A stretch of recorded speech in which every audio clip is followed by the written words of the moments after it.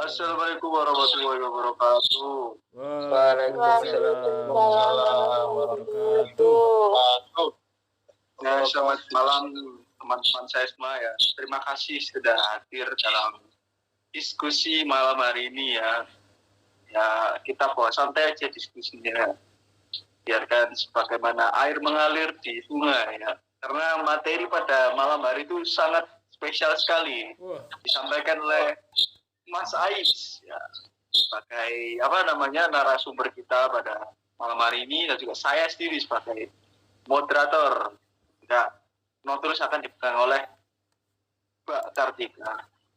Ya, dipersiapkan semuanya ya, hatinya, pikirannya untuk menerima materi yang spesial dari Bang Ais.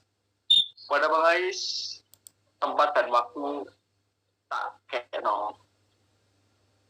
Gas.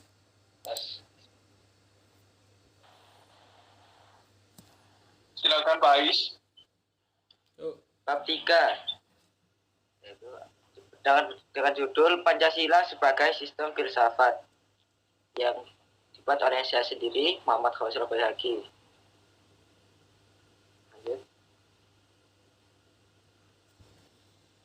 Pendahuluan. Diharapkan mahasiswa dapat menguasai kompetensi pentingnya pendidikan Pancasila. Poin pertama adalah mampu menjelaskan tujuan dan fungsi pendidikan Pancasila. Dan poin nomor 2 adalah mampu menalar dan menyusun argumentasi pentingnya pendidikan Pancasila.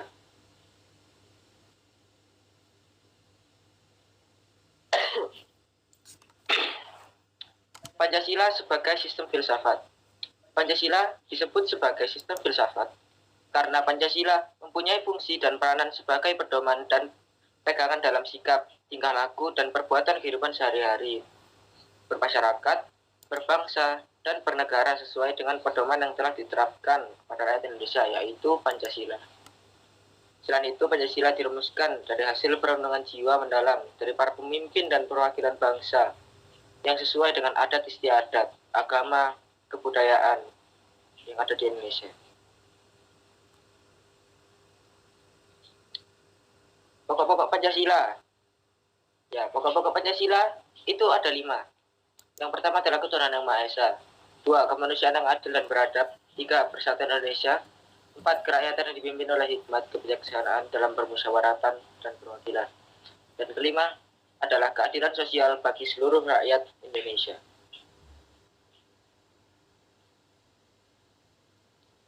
Nah, pengertian nilai moral dan norma. Pancasila memiliki 3 ini ya, dan ini adalah pengertiannya.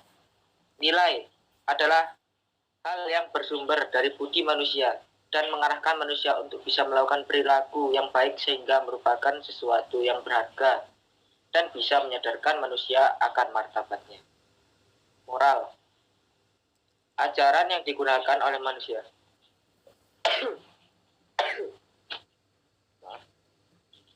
untuk membedakan hal yang baik dan hal yang buruk, sehingga bisa dijadikan sebagai pedoman dalam tingkah laku manusia. 3 adalah norma, yaitu aturan yang ada di dalam kehidupan masyarakat dan memiliki sifat yang mengikat sehingga harus ditaati.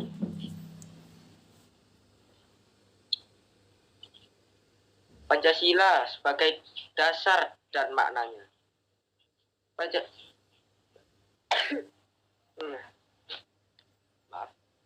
Pancasila sebagai dasar negara mengandung arti bahwa Pancasila adalah sumber dari segala nilai norma dan aturan hukum dan peraturan yang berlaku dan ditegakkan di Indonesia. Artinya peraturan perundang-undangan yang berlaku harus berdasarkan Pancasila, baik yang tertulis di UUD maupun tidak tertulis, yaitu adat. Nah, kesimpulan, Pancasila mempunyai fungsi dan peranan sebagai pedoman dan pegangan dalam sikap, bertingkah laku, dan perbuatan kehidupan sehari-hari, bermasyarakat, berbangsa, dan bernegara sesuai dengan pedoman yang ditetapkan bagi rakyat Indonesia.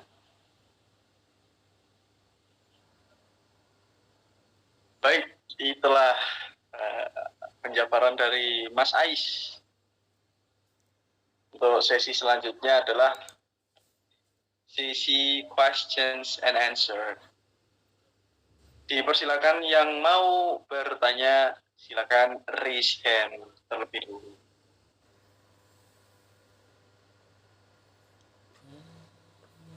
Silakan Gus Salib untuk bertanya. Assalamualaikum warahmatullahi wabarakatuh. Waalaikumsalam. Waalaikumsalam. Saya ingin bertanya, pertanyaan yang pertama, apakah dengan keputusan hakim memvonis mati Verdi Sambo yang notabene jenderal telah mengungkap kasus-kasus besar seperti kasus kopi, sianida, bom Tamrin, hingga penangkapan koruptor Joko Chandra, adil dan pas dengan sila kedua yang berisi kemanusiaan yang adil dan beradab. Sekian, terima kasih. Assalamualaikum warahmatullahi wabarakatuh. Waalaikumsalam. Langsung Bang Ais, silakan diberi tanggapannya. Ingin memikirkan jawabannya sebentar.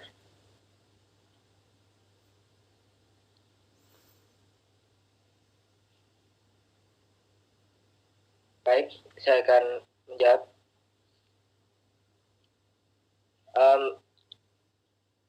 Jawaban saya adalah jika seseorang telah terbukti melakukan pembunuhan berencana, dapat dijatuhi hukuman pidana mati. Nah, peraturan tersebut terdapat pada pasal 340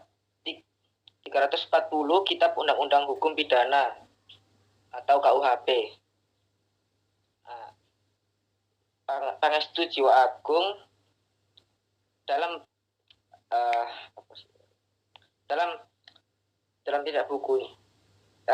dalam bukunya Tindak Pidana Pembunuhan Berantai mengungkapkan perbuatan pembunuhan merupakan perbuatan yang dilakukan dengan sengaja menghilangkan nyawa orang lain. Jadi menurut saya walaupun Bapak Jenderal Verdi Sambo telah melakukan jasa yang besar, jika dia melanggar undang-undang, tentu saja dia harus dihukum yang setimpal, yang seperti yang terdapat pada undang-undang di negara kita. Terima kasih.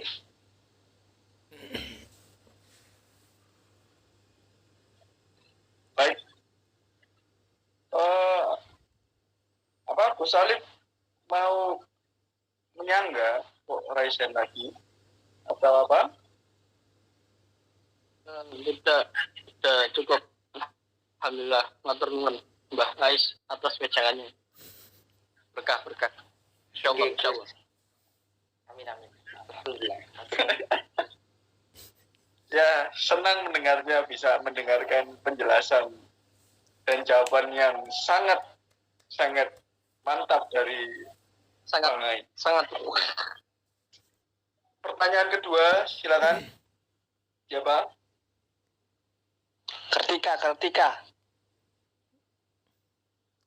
Oh, silakan Mbak Kartika. Saya izin bertanya, mengapa hukum di Indonesia tajam ke bawah tumpul ke atas, yang mana hal tersebut sama sekali tidak sesuai dengan kandungan Pancasila sebagai filsafat bangsa?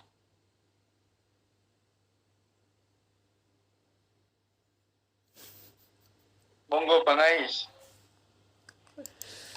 Sekedapnya, Yai. Baiklah, akan langsung saja. Menurut saya, semua itu karena tingkat sumber daya manusia di Indonesia yang rendah. Jadi kita perlu keberanian dan nyali yang besar, serta kita memerlukan tekad yang kuat agar tidak pantang menyerah untuk mengimplementasikan pembentukan sumber daya yang jauh lebih baik.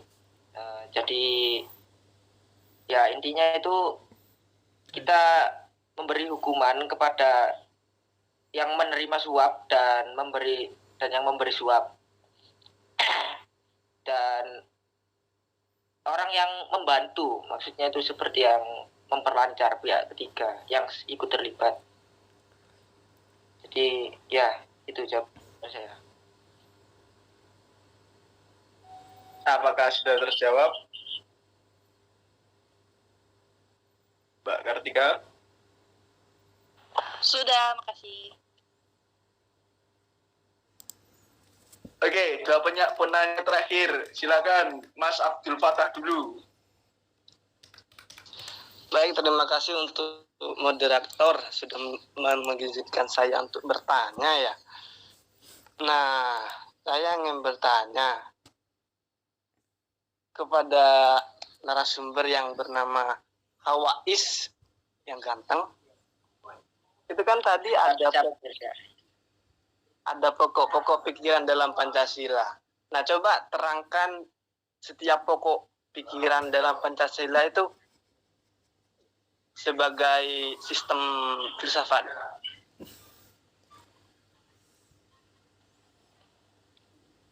Sebentar, saya ingin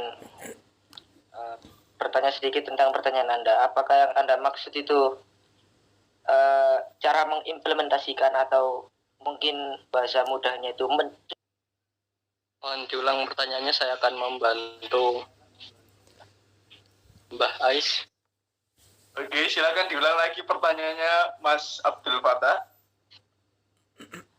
Ya, pertanyaan singkat aja ya. Coba terangkan tadi itu pokok-pokok dalam Pancasila sebagai sistem filsafat.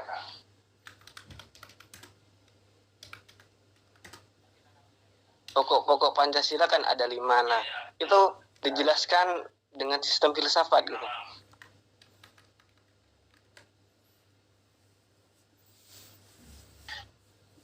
Saya akan mencoba menjawab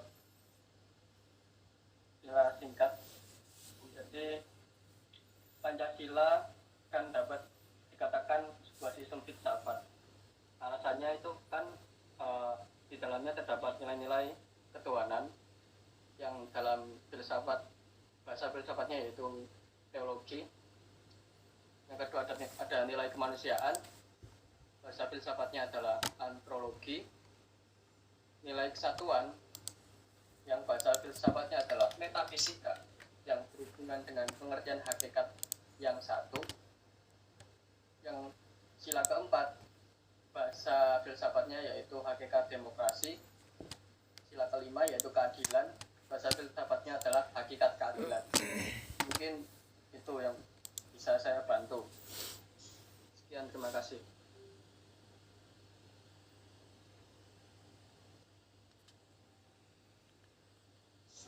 Oke, apakah sudah sangat terjawab Mas Abdul Fatah?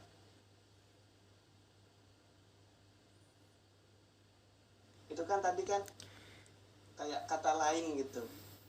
Kata lain di dalam filsafat. Ya, yang sila pertama itu kan katanya ketuhanan. Nah, dalam filsafat ketuhanan itu apa gitu?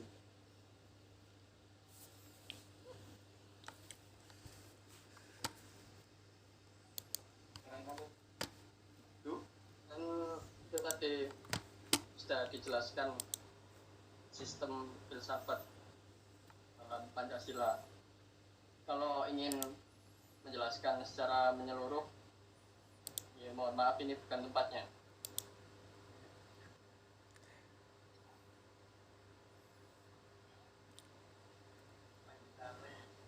Baiklah kalau gitu, terima kasih atas jawabannya yang sangat memuaskan.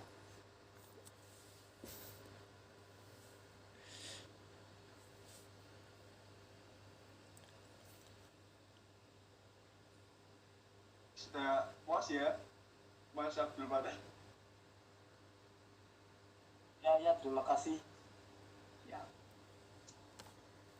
sih masa berpatah suka bertanya tentang pertanyaan sangat outplay, mantap. Juga Gus Alif dan semuanya.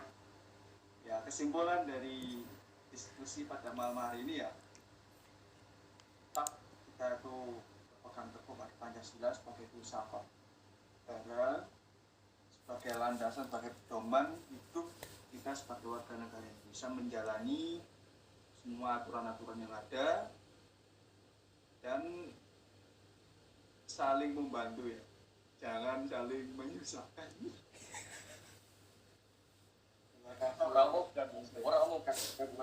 Orang.